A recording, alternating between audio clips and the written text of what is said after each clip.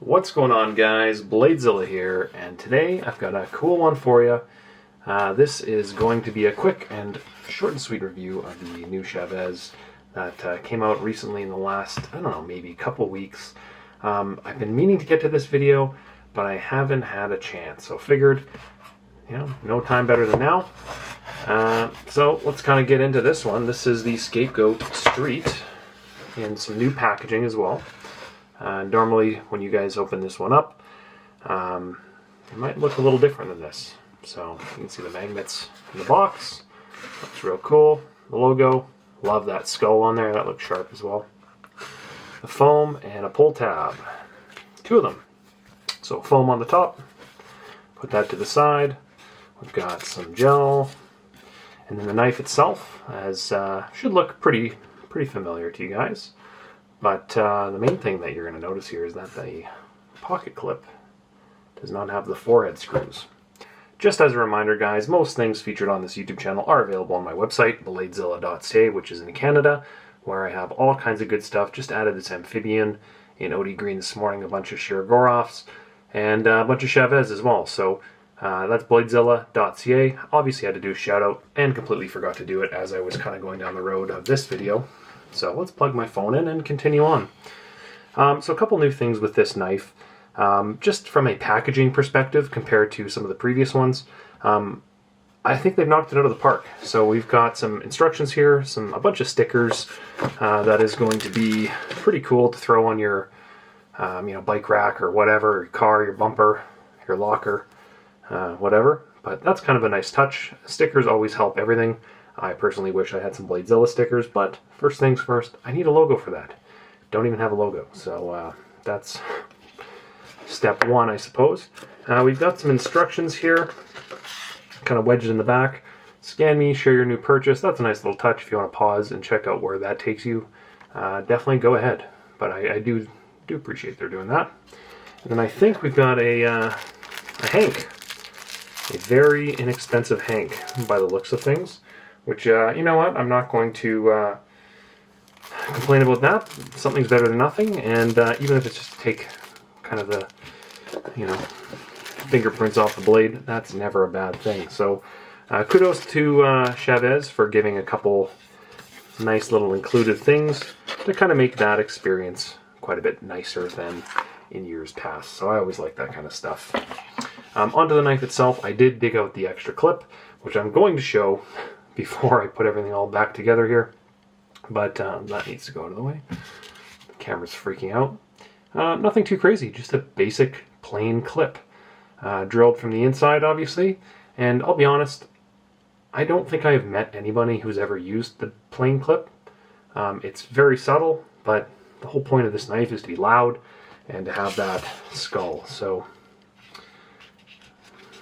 that can probably just stay in there for most people. Let's get this knife out of here and take a look. Also, I dig how they've got the pull ribbons, etc. to just make taking this all apart that much easier.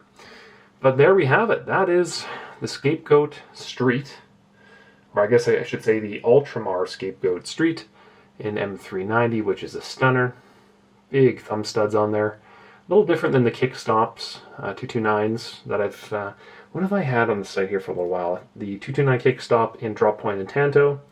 I've had some G10 ones go through on the back end, and then a bunch of the RCK9s have gone through as well. They've been popular.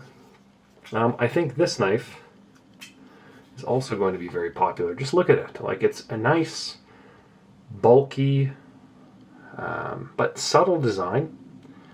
Very, if you like this, if you like the Chaves stuff, if you like the 229, you're going to love this. It's just this very similar size-wise, but just a different design. And then the clip itself is just, come on. Everyone loves that clip. I guess let's start by doing a quick measurement. And I can see the lights coming through my blinds. So I've probably got limited time here, maybe less than 20 minutes to film this before that's going to become an annoyance. Overall length, we're coming in at under 8 inches, about 7 3/4. A blade length of sharpened about 3 inches. Center of choil 3.5, I'd say, somewhere in that, maybe 3 3/8. With a handle of about 4 1/4-ish, 4 3/8, something like that. If you want to pause and look and measure yourself, by all means. It's, I'd say it's fairly heavy.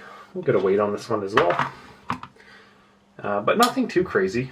It feels not half bad, actually.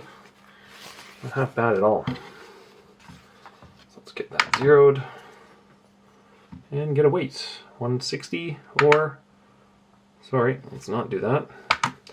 Just fumbling through this whole thing. 5.6 ounces. I was going to say right around 5, felt like. 5.6, so fairly big boy. And you're not buying this to be 3 ounces and precision milled and high tolerance. You're buying this because, look, it's burly as heck, made of titanium, M390 blade, fairly simple design, reliable as hell, and a very usable blade grind on this. I love how the M390 is labeled there as well, kind of tucked away in behind or in front of the thumb stud. It's a nice little touch. Further to that, you can kind of see there's two things going on in this blade. One is that kind of belt grind that Riyadh's known for. They're the ones making this knife. And then the satin on the flats. It looks cool. On the flip side, we've got the beautiful Chaves logo with that rounded kind of vibe on the thumb stud. The thumb studs do not connect with the frame either, which is an interesting feature. Normally they would butt up against that, but in this case there's a gap there. As I kind of flip, actually, you know what, let's start on this side more, and I'm going to put this blade away because as you know, I'm wrapped around a tripod and struggle to not cut myself. Hardware wise, it looks like T8s, kind of all the way around, including on the thumb stud, if you want to flip that. There we go. Also, same hardware on this side. Looks like T8s, I'm assuming. I could be wrong. I'm usually wrong, but somewhere in that conversation. On the front here, I think, get a nice focus.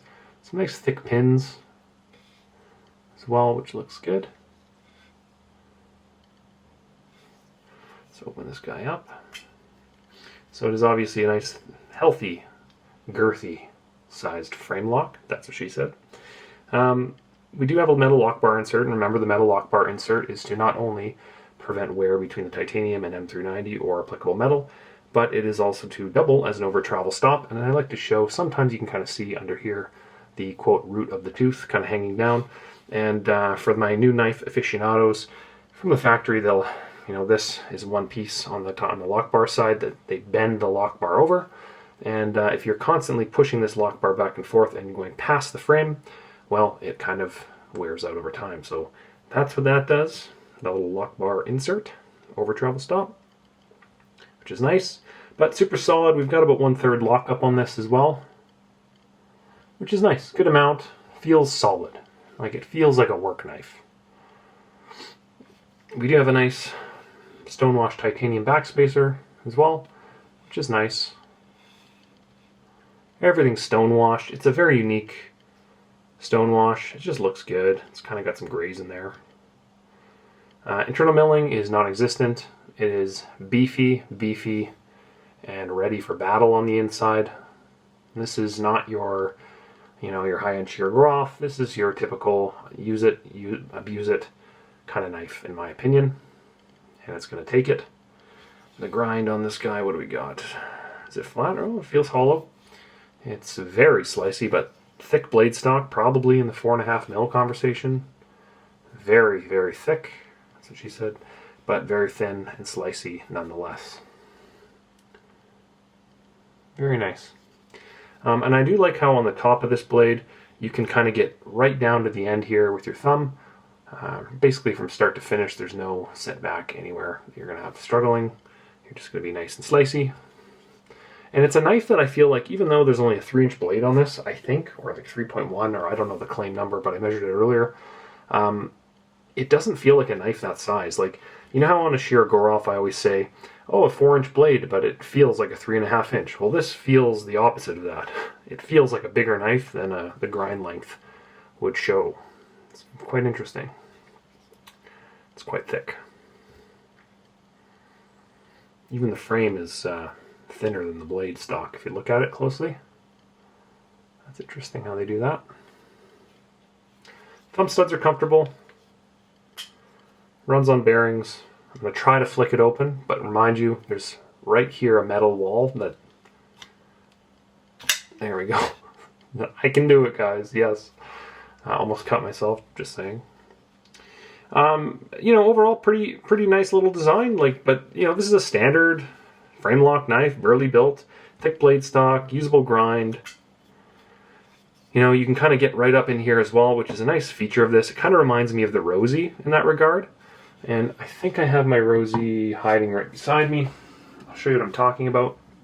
So, one of the features with the Rosie everyone loves is that it's a small handle, but they bring this into the choil almost.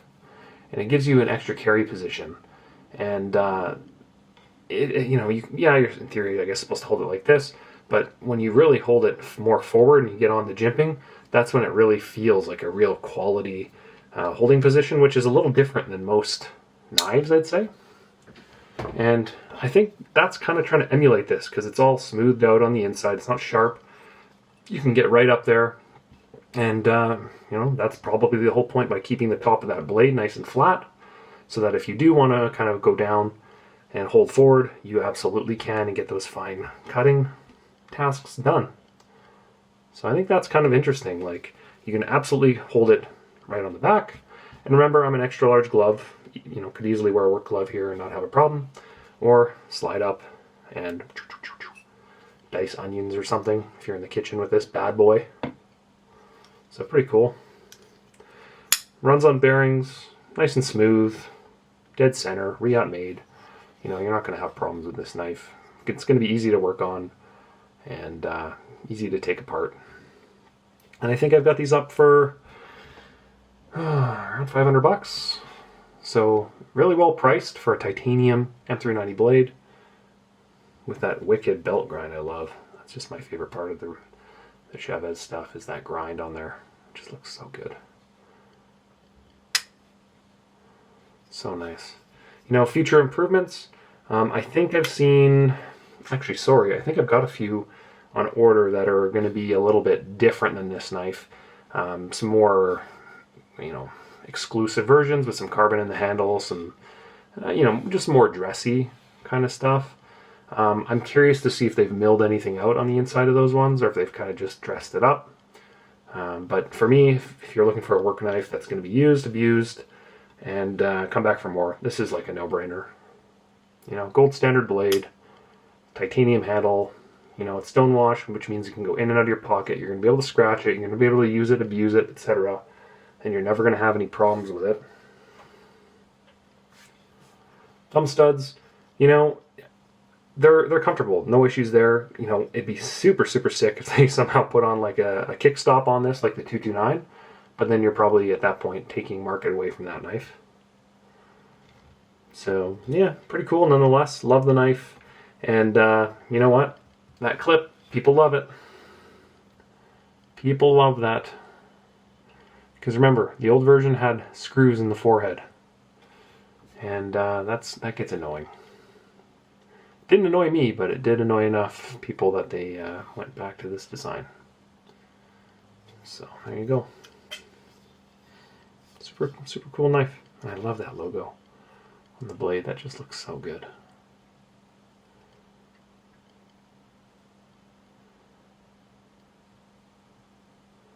Cool. Alright guys, well that's my quick, I guess, video on this Scapegoat Street. Didn't want to do anything too crazy. I just wanted to show the knife.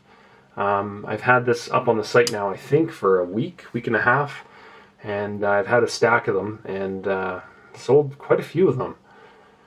And I just haven't had a chance to throw a video up and talk about it, and I always like to do a video and then put this video in the description, show the knife so that people know what they're kind of looking at.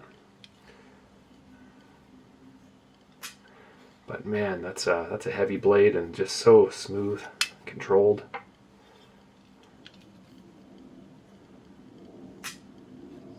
Beautiful.